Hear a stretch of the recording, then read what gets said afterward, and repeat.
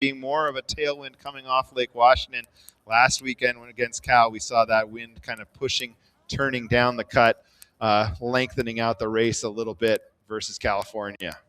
Yeah, I mean, the Kiwis, you can tell they didn't let the Huskies off the hook at the first 500. They closed the gap compared to the night sprints last night. But that was the difference. Like the first 600, where they just got that second 500, I think was the game changer.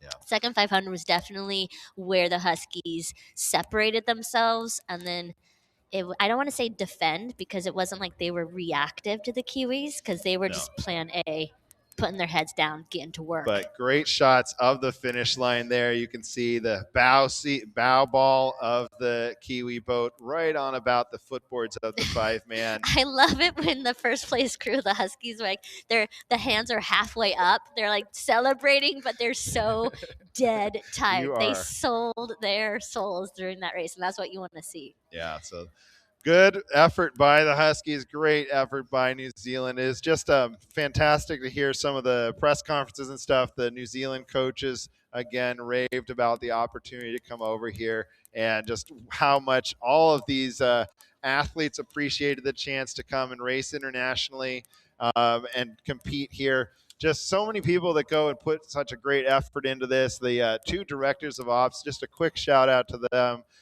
Connor Bullis and Maddie Frampton for both the men's and women's teams to put a ton of behind-the-scenes work into putting on this great race, and as well as the UW Board of Stewards for rowing, Noelle Broom, Ante Custrin.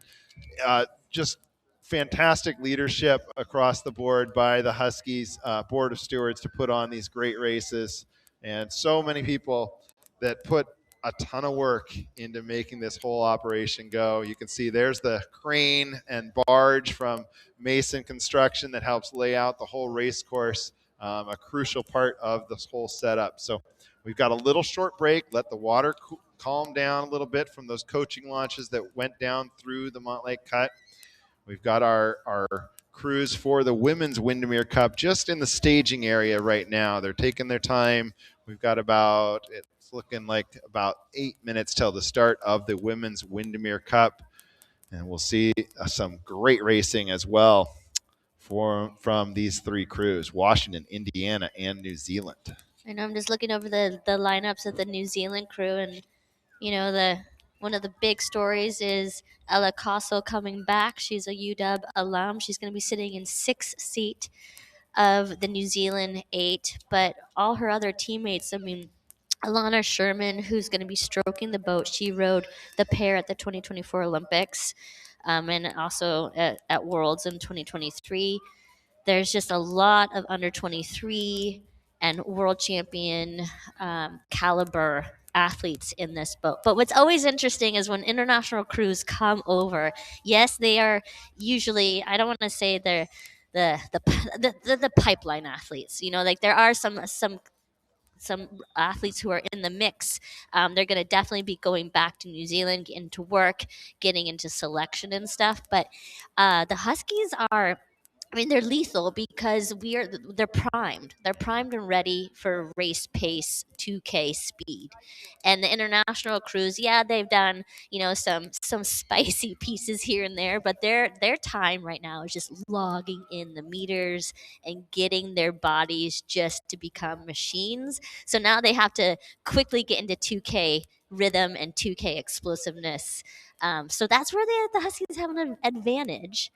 But not much, because the depth and the caliber of the traveling crews keeps everybody honest. Yeah, no, we should see some great racing from them for sure. So that Kiwi crew really could be pushing this Husky boat down the race course. We'll see if the Huskies can come back with another win in the Windermere Cup. But Indiana University as well, coming across from the Big Ten. Indiana, one of these, they're in their region as they go into these the championship races, the Big Ten championships. They rank by region.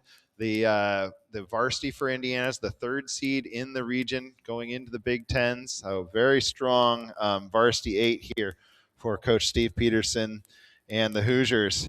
They've had some good talented Kiwis as well coming over for the team from Indiana. So we've got some Kiwis in all All three three of boats. these boats today. So got a good flavor from New Zealand here. And Mary, New Zealand, like we were talking before the races here, just in terms of quality of rowing from any individual country on the international rowing, it's tough to beat um, the quality when it comes to New Zealand rowing. Yeah, I mean, from such a small country, the amount of money they put into their pipeline and their development, it's on par, if not more, than Yeah. U.S. rowing. Sad to say, but it's true. So it's they take it seriously, obviously, but I think it's just the professionalism and the program that they've designed. Everybody knows where to go next and what is expected of them. So yeah, it's a Well, and dominant. really, really high quality at all levels, down to the junior level of rowing. That's why so many of the American teams, the U.S. universities, go and recruit in New Zealand for athletes, both on the men's side and the women's side. A lot of assistant coaches spend weeks down there finding good recruits, and it certainly pays off for a lot of these teams. So the history of rowing in New Zealand is outstanding. The history of rowing at Washington is outstanding as well. We've got three great crews here for the women's Windermere Cup, the final race of the day. Folks, if you're lining the race course, stay for the cruise parading back through and then the yacht parade following that. So we're excited to watch these races here. This is a great shot of why this is such a great race. It's one of the biggest free events. Windermere is sponsoring it, the Windermere Real Estate Company, and it's you saw the shot of everybody lining up at the bridge. And here is the top of your screen is the Huskies. They're going to be in lane 1. In the middle of the race course, it's going to be Indiana in lane 2, and the New Zealand team is going to be in lane 3, which is going to be at the bottom of the screen. So Izzy Michelson, your coxswain, freshman for Washington. Lily Ginnert is the coxswain for Indiana, and Annabelle Scott for New Zealand. So one thing, celebration at the boathouse last night for former head coach Bob Ernst. Bob got one of the plaques for the legendary coaches set in the Conibear Shell House, but Bob's coxswain's meetings were also legendary, and he honestly always referred to this as a coxswain's race. Mary, you were one of those coxswains that had the pressure on you. What's the pressure on the coxswain at the Windermere Cup? Well, they said it runs. Well, with the centers of being 2 to 3 minutes, you have to be on time. And back in the day, we didn't have this gorgeous starting dock platform, so it was basically, it could be a 2,000-meter race or it could be a 1,900-meter race, depending on if we were on our game of just being at the right place, right time. And Bob Burns always loved to call coxswains test pilots. Yep. And middle management. They're middle management because when the coach shoves this team out on the water, the coxswain is in charge. Yep. And so Izzy's got some pressure on her today, but doing a great job for the Huskies there as a freshman coxswain there. Megan Lee and Sally Jones, your stroke seats. We've got to start. Expect to see some good racing here. See if the Huskies, they've taken seats already early on. A ton of power coming from that Husky crew. Yes, the last couple of weeks they have been working on their front end speed. This is the second race for Izzy Michelson in the Varsity 8, the coxswain, the freshman coxswain. Last week at Cal, that was her first debut, and she just took the reins and she is charging hard and telling her crew how many strokes to keep high, meaning high strokes around 48, which is crazy, adrenaline fueled. Quick. And then they'll take a middle shift, so something around 40, 42, until they make their stride, which is probably a goal of about 36, 37. But today's adrenaline, it could be as high as 38. And then it's their job is to calm, let the boat go. But yeah, left hand under your screen, it is the Huskies out of lane 1. Middle of the screen is Indiana. And the right hand side in lane number 3 is New Zealand. So we've got a pretty strong race here. Huskies separating out just a little bit, but Indiana ahead of New Zealand. Coach Peterson's got to be pretty psyched seeing that, but he's got his 3 Kiwis on board there. The 7-seat, 6-seat, and 2-seat Kiwis. Nico Daly, Madison Shanks, and Laura McCabe there are the Kiwis for the crew from Indiana. They'll see if they can take on their country mates. Annabelle Oratel is your stroke seat. The transfer from Cal from Berlin is doing a great job there for the Hoosiers. Phoebe Inall, Abby Armstrong, Lily Murphy, and Grace Sappington from Sammamish. Road at Sammamish is a graduate student there in biotechnology from for the team from Indiana, fifth-year racer. She was the one that talked to her teammates about be prepared for anything at the Windermere Cup. So good to see a local connection there in that Indiana varsity boat. So this is now the second 500 of that race course. The Huskies are increasing their lead. The last time the Huskies raced Indiana, it was about an 8-second difference. And so I know Indiana, they came here and their goal was to close the gap. And so this is going to be a great race between New Zealand and Indiana because both crews are going to use each other to see if they can reel in the Huskies. Yeah, 3-boat racing does change the mentality from the 2-boat race like we saw in the men's side. You got, when you're that second place crew, you're maybe trailing that leader, you've got someone else to work off of, kind of an asset to really putting down maybe a little bit faster time. We've got just a little puff of tailwind, but great conditions here on the Montlake Cut race course. Washington open water up ahead of New Zealand now in second. New Zealand's made a strong move in the second 500 to take that solid second place position from Indiana. Indiana seeing what they can put together in the middle 1,000 now. Yeah, Indiana went out hard because I think they had that mentality of like, let's close the gap. But now you can see the different rates of striking, the stroke rate. Indiana just kind of, I mean, they don't have a couple beats lower, but just the attack and the quickness of the drive. It's just they took a breath, so to speak, Yep. and New Zealand didn't. So now that was a huge slingshot. I think Indiana slowed down. Kiwis did not. And now they're trying to make sure that that open water does not increase between them and the Huskies. Well, we talked about that experienced racers for New Zealand. Elena Sherman, that stroke seat that's raced at the Olympic level.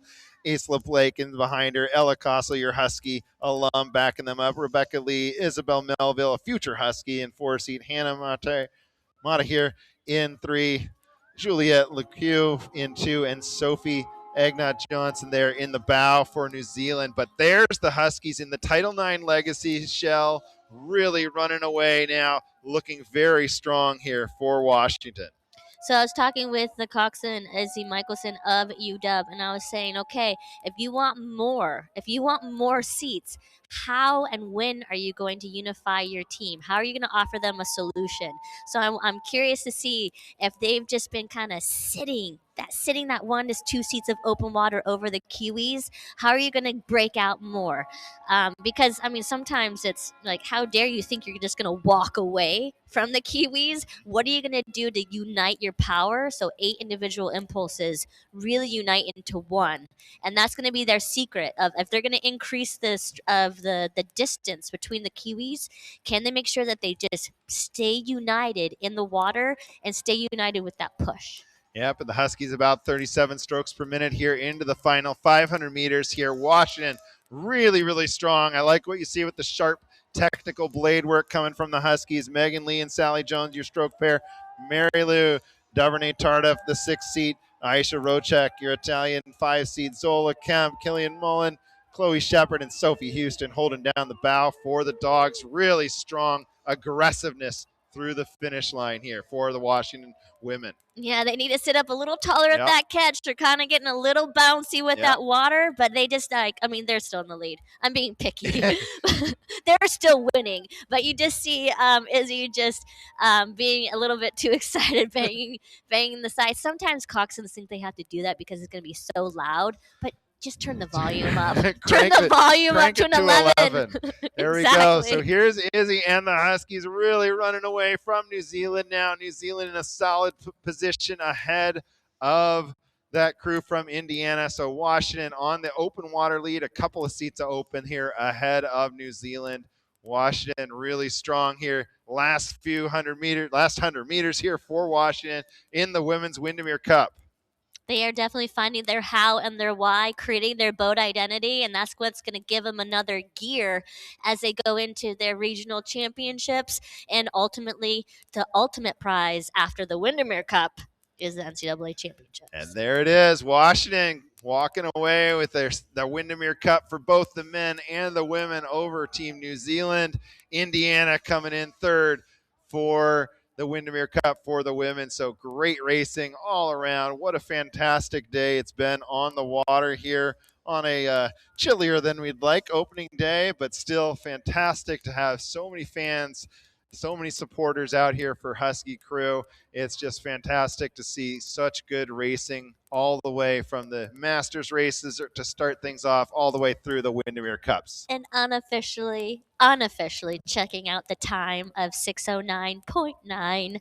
That's not slow. No, that's pretty quick here. No. I think the Huskies really are dialing it in for the championship portion of the season, which is just a couple weeks away for Washington, for both the men and the women. We expect to see great things at the IRA for the men there in Cherry Hill, New Jersey, and the women just up the road there in New Jersey at Mercer Lake, just outside of Princeton. Should be some spectacular racing at those two championships. And here is the spectacle that is about to be stage 2 of the spectacle. Is as the boats are turning around, the get back coach is doing a fine job of threatening all the crews not to leave until everybody is safe. But here is Team New Zealand of the men's boat of New Zealand starting the boat parade. Now all crews are told to row through the cut all the way up to the top of the start, through the yachts, through the log boom, and then the next race is to get to the dock. Yeah, to get because to the now all dock. these boats now have to quickly get to the dock at the Conner Show House. But And the Husky men looking sharp. Their new Windermere Cup winners jackets. waving the flag. We got the flag out. A little bit of a pump from Nick there. So just, again, congratulations to so many of these Husky athletes that are taking their final trip down the Montlake Cut race course. There's the Husky women, the highlights from the Women's Windermere Cup. Washington walking away there over the course of the race. A solid start, but the middle, the body of the piece for Washington was really where they laid it down. Both the men's team and the women's team, just having a very aggressive first 1,000, but also having an equal deadly answer of the second 1,000, and that's really like the marquee and the pride of Washington is we don't slow down if we can't help it.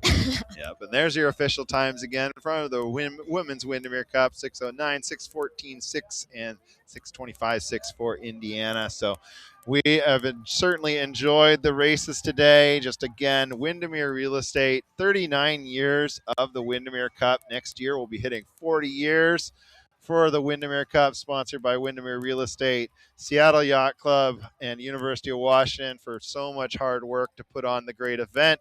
The Seattle Police Harbor Patrol for controlling the traffic, enabling us to have a great regatta. The Mason Construction Company for putting in the log boom. The athletic department staff here and now timing. Everybody that does such a great job behind the scenes for this spectacle of rowing. And so now all the crews, you can see, they're starting to slowly sneak up and start this parade. And now the official opening day of boating season is about to begin. That's what happens next. Is now the yachts start to parade after the rowing shells are safely away, and it's just going to be a great afternoon. And you love to see the easy row back, the smiles on the faces, win or lose. It's fun to race here. It's so enjoyable. It's great to compete. It's fantastic that we bring in such talented crews from across the area, across the country, and across the world for the Windermere Cup. So again, thank you for joining us today. My name is Steve Todd. Mary Whipple alongside me. Mary and I enjoy this race immensely each year. It is such a privilege to bring you this great rowing race. We will catch you again for the 40th Windermere Cup in 2026. Thanks for joining us.